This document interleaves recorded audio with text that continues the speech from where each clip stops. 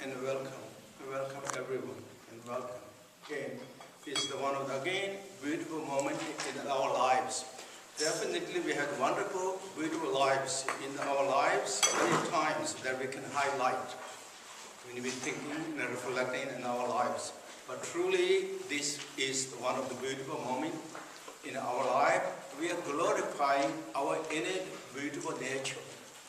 We follow in the footsteps of the great teacher, Buddha Shakyamuni, and reflecting his teaching. His teaching is not teaching something that he's talking something, story of the out of space or in the universe or galaxy. He's talking true nature of our own self. How we should glorify ourselves, how we should make ourselves a beautiful life, meaningful life, no matter what, however we are staying on this earth, we make something meaningful, tangible. So we leave this world with happy, with joys, with kind of feel happy, with rewarded, and not leave this world with the empty hand, disappointment, and kind of in the regretful. We live with the glorious confidence. To do that, we are reflecting to our innate nature, bring beautiful quality, what we all inherited. What gracious teacher Buddha taught about the loving kindness, compassion, joy, and happy, peaceful, how to reveal that nature, how to make that to ourselves, make beautiful ourselves and to benefit to the other beings. So that's why I'm talking, this will be one of the beautiful, again, moment in our life. We're touching to our own true nature, true being, and true richness qualities. And therefore, again, we should feel happy and joy. Joy and happy, this is the one, again, as he said many times, beautiful time. Ignite the grateful joy and appreciation. We should bring up those thoughts. And at the same time, we should combine that joy and appreciation with the Bodhicitta. As gracious teacher Buddha Shakyamuni said, and all the masters said, one voice have ignited loving kindness, compassion of all the sentient beings, including ourselves. Right? We wish really what we are doing together, not just only helping our localized way to our own self, but really wish that may it benefit to all the living beings, everyone, many different levels, free from suffering, difficulty, turbulence, bring more wisdom, more understanding, more respect and appreciation to each other. So the world will become more calm and peace and happiness places. So everyone sitting enjoy that. Really wish these things. And then that also combined with the Vajrayana teaching. The Vajrayana teaching always said that everything is the enlightenment status. This teaching, what we're going to follow is the teaching of the Vajrayana. Of course, it's the Buddha's teaching, but it's the Vajrayana teaching. So, reflecting everything as a purity state, kind of bring up that, open that door. Why we don't see this purity right now? Because due to the cataracts of our duality, it's blocked out through reality face of its true nature, as it is. But at least we opened that door. So cataracts of the duality habit, we're going to free and remove that. Moment we remove that cataracts of the duality, that moment we began to see the glories of the beauty of the nature of the out and in everything in that state. So also kind of lining up ourselves to that situation, not completely close the door and kind of stay in the dark corners. We should not stay there all the time. And of course, the sentient beings, always we have so many unsure and kind of the unknown situation that really we don't have anything kind of basic understanding. If we count, for example, percentage, how many we know? Maybe 2-3% we know. The rest, 98% is darkness. Completely kind of like we don't really know. In the presumption, hope, and the expectation status. But reality level, according to the teaching of the Buddha, everything is God beauty. Everything is so nice and wonderful. That all have to open from ourselves. It's not going to come from outside to open that door. We have to open ourselves. To do that is the pure perception, purity understanding, is at least to open that door, kind of leaning toward it, not completely closed with the duality as it is, or the habit pattern, and then we kind of enforcing that duality with the kind of like not doing anything. That is then mistakes to us. So therefore, we should kind of distance in all those beautiful qualities and then we follow now the teachings. And this time, during this 1 week retreat, our retreat will be on Phowa, as you all know. Phowa is the Tibetan word which means transferring. What are we going to transfer? The consciousness. And that also means that in the Buddha's teaching, life is a continuation. It's not just one time we take this bird on this earth and then finish it. It's not just like finish the kind of like butter lamb or the lamb blown away by the wind and then it's gone. That's not the case. According to the Buddha teaching, life is continuing. When it started that, life is from the beginningless times. And how long it will go? Endless it will go. It is like journey of like continually as, what is continual journey? That is consciousness. Consciousness is like light, unstoppable, undestroyable as light. Consciousness is. Nobody can destroy, nobody can stop, nobody can prevent it. It is moving force. It moved from the beginner's time until now, as we are, and when we live or when our body is finished or the expired or kind of like become what's called unstable or cannot uphold what we are, all elements are can become old and they decline, and then what is left? The body left behind, but according to Buddha's teaching, the consciousness like continues. It is well continuous. So it is just a rough example as like consciousness is immovable, or sorry, unstoppable, indestructible light that will move continually from one place to the places. Present time, we are moving, how we are moving our consciousness? With the mercy of our karma. Mercy of our karma. Who created the karma is one's own self we created, that karma. Karmic force become as a perfect condition or perfect situation that will activate it and that will carry on our consciousness. So we don't have any choice.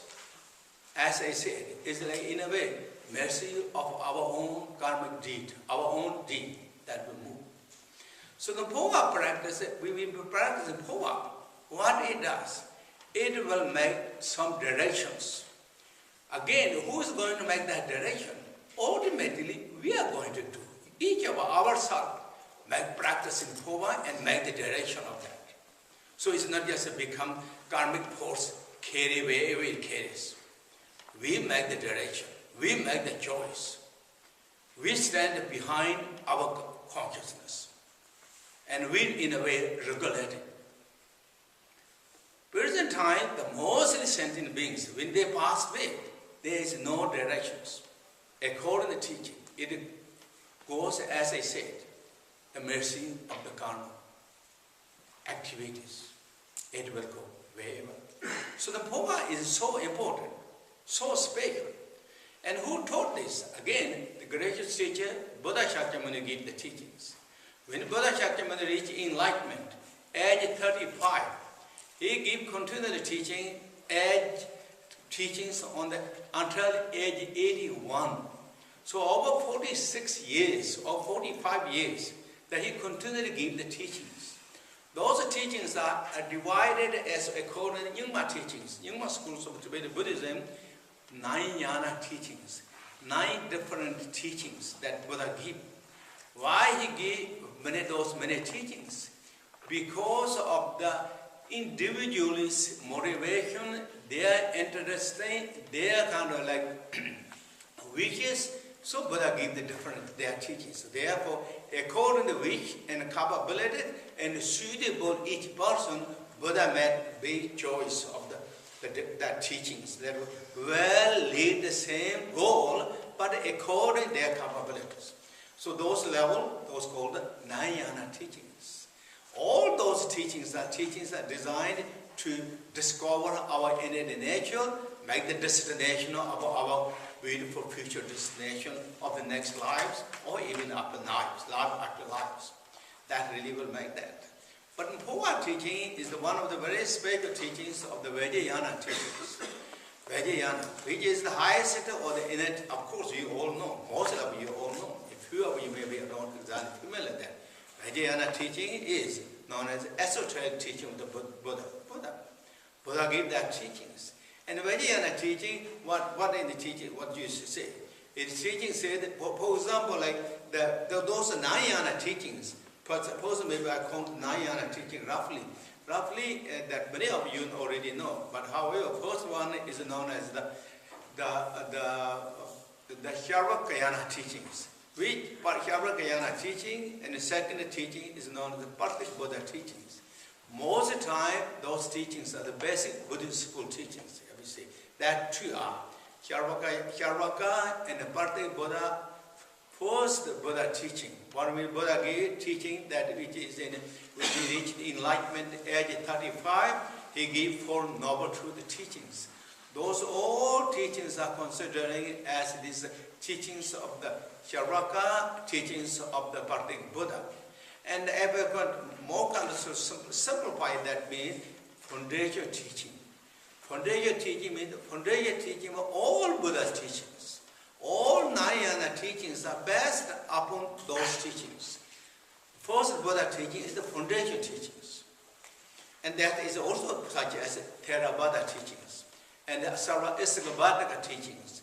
All those are known as foundation teaching. And when you practice that foundation teaching practices, realization of what you're going to achieve, known as Arhatahood, the one who defeated the enemy. What is that enemy? Enemy is ego clinging, enemy is obscurations, or the negative emotions that defeated. So Buddha used the metaphor, the one who destroyed the enemy.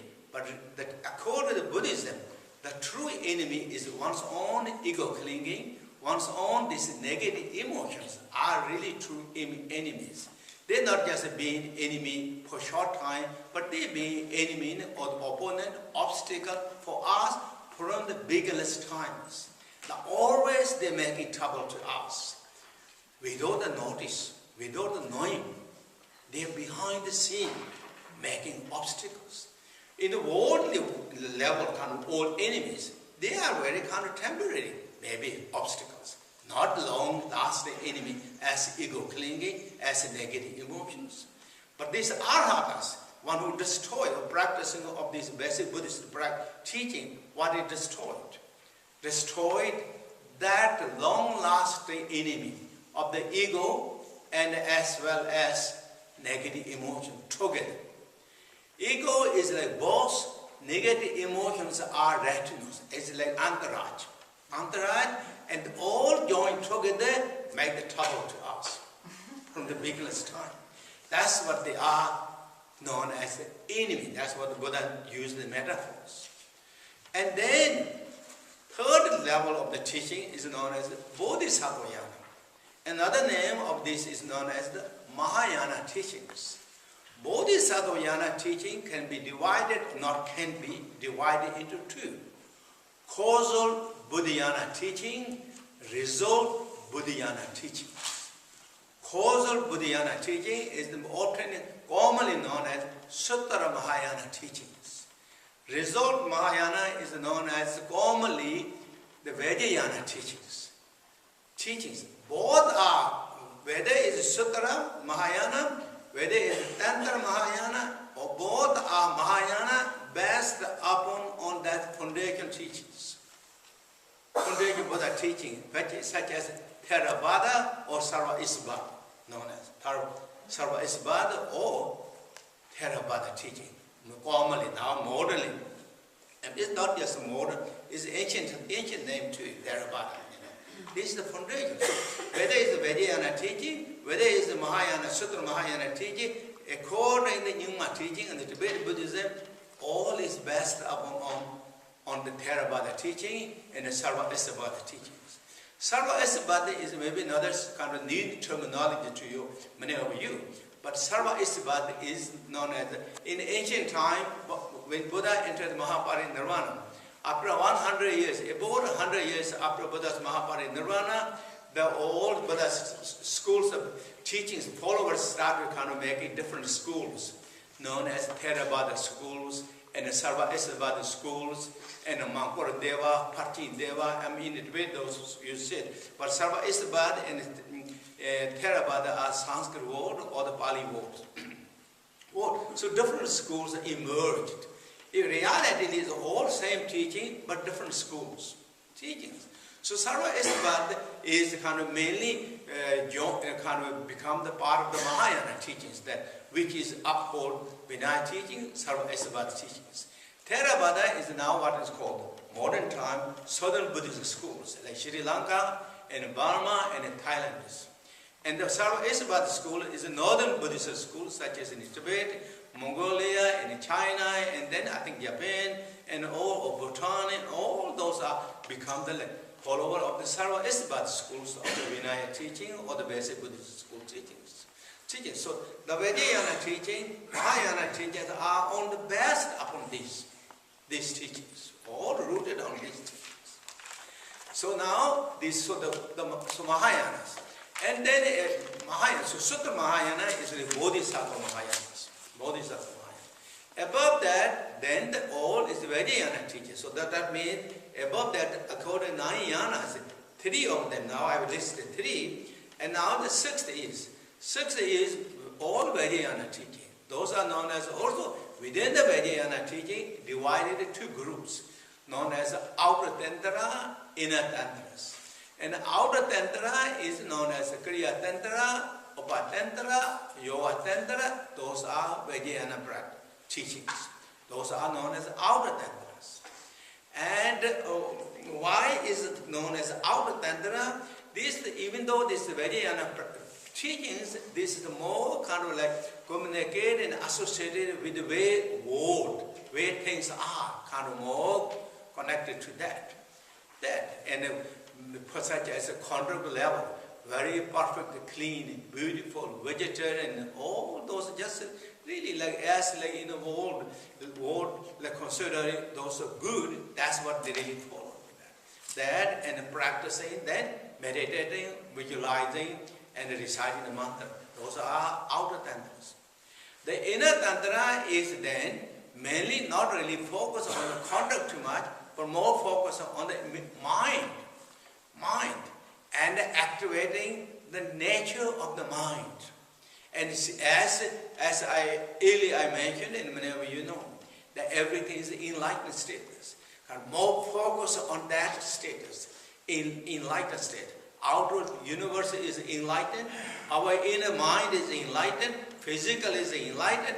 Connecting to that with the instruction and meditating and reciting mantra, but the nature is the same as loving kindness, compassion, relaxed, calm, and openness, and that is what really practicing. So this is called Vajrayana teachings.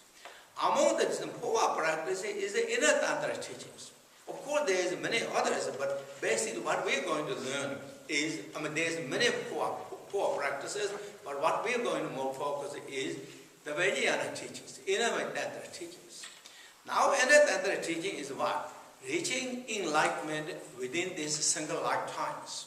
That is the leading teaching of the inner tantras. Reach enlightenment or become Buddhahood within these lifetimes. Using those instructions and techniques and what Buddha taught, with the full of devotion, full of joy, courage, commitment, practicing, and reaching the ultimate goal within these lifetimes. Within this lifetime. Somehow, if we couldn't succeed that goal in this lifetime, then the great teacher, Buddha Shakyamuni, taught these Phowa teachings. So that we Phowa teaching means then we directed our consciousness to the next our favorable places, so that we can continually activate our practice, meditate, and get enlightenment. That is the basic meaning of the Phowa practices. So this is the general kind of understanding of the Phowa practices.